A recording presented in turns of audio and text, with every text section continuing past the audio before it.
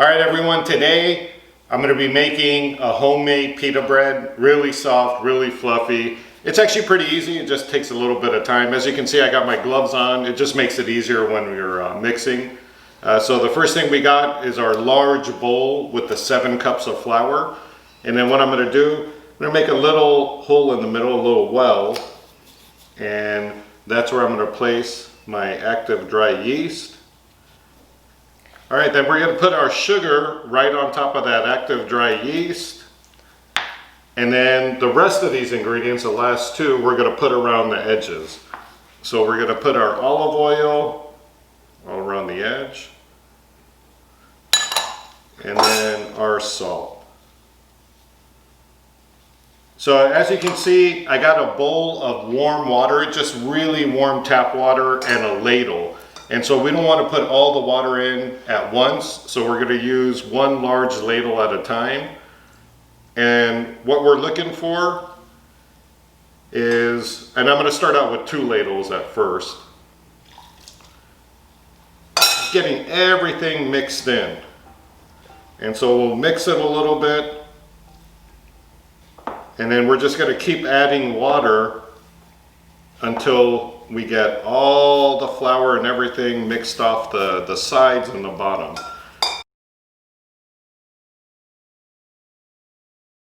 All right, so it looks like I got all the flour off the sides.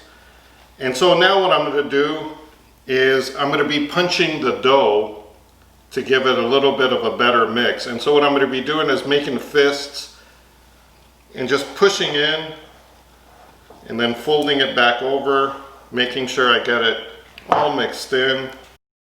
All right, so I got a good mix, incorporated everything, punched the dough to make sure that everything's mixed thoroughly, and I was probably going for about 8 or 9 minutes.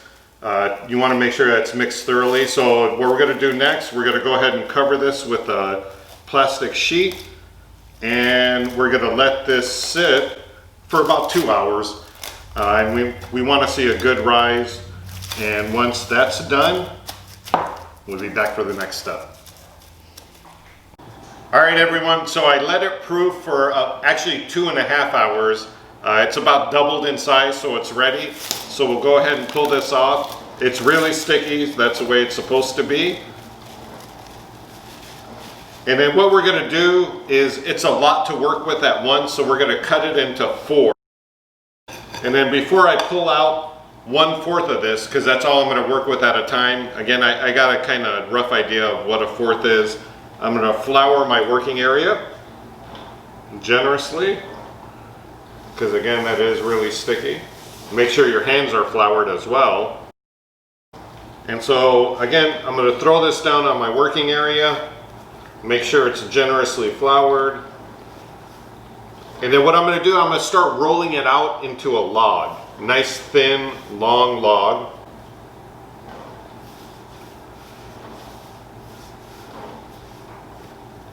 It's not a precise science, but just you want it to be even in length. And so once I got that rolled out, it's pretty even. What we're going to try and do is we want to cut this into equal pieces. You want to try and get the size to be as close as possible.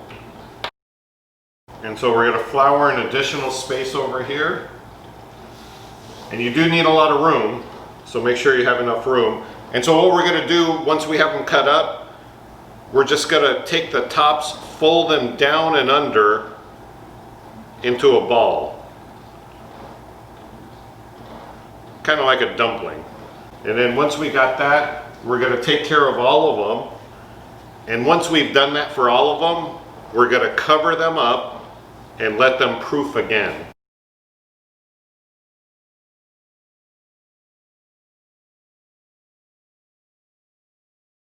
All right, so when you got them all formed up, you'll probably end up with somewhere around 9 or 10 small little dough balls. We're just going to take a towel, we're going to cover these up, and we're going to let those proof probably about half an hour or so. And while we're letting those proof, we're going to start working on the rest. Okay, so I let everything proof for about 20 minutes, and again, you can do it for about 20 or 30 minutes. And I'll start out with the very first ones I put out. And if the dough is sticky, again, make sure to flour it generously. It'll make it easier to work with. And what I'm going to be doing is I'm going to be rolling this out with a rolling pin really thin to about 1/4 inch, and I want to try and get as close to a circle as possible. And the way that I'm going to roll that out is once I put the rolling pin down, I'm actually going to push down and then roll forward, and I want to watch it get a little bit thinner. This is a little bit sticky, so don't be afraid to throw just a little bit of flour on.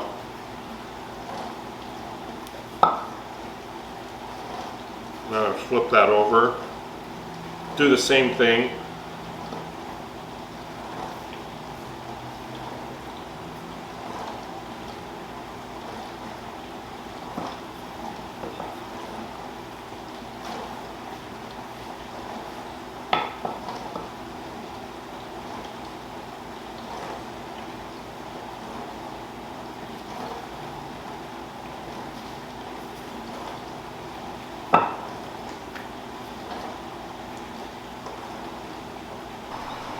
All right, so I got them all rolled out, really thin, about 1/4 inch each.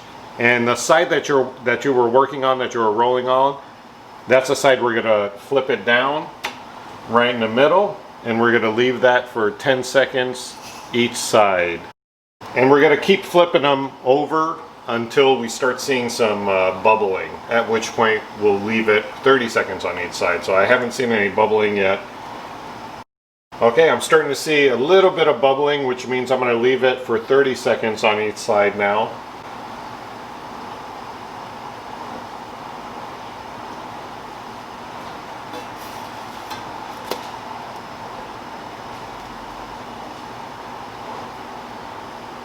And as you can see, it's really puffing up now. And that's what you want to see. You don't have to see it in every single loaf. But in most of them, you'll probably see it puff up like that, and that's what we want to see. And then it actually does make it a little bit easier to flip. So we're going to do that a couple of more times. Make sure that it's cooked all the way through, and then we'll take care of the rest.